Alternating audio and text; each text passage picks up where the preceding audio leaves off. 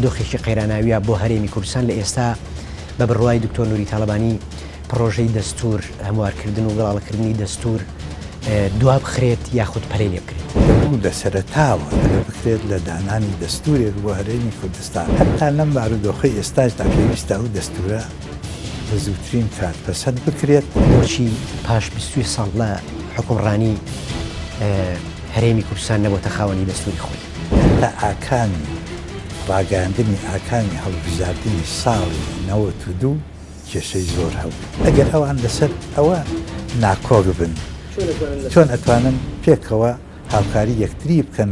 بابەتی سەرۆکایەتیشی هێنای ناوکاری سیاسیەوە چۆن هاتە ناوکاری سیاسی حیزب دەسەڵاتدارەکان چارەنووسی دەستور بە ڕاپرسی و ڕەفراندۆم یەکلاییە بێتەوە.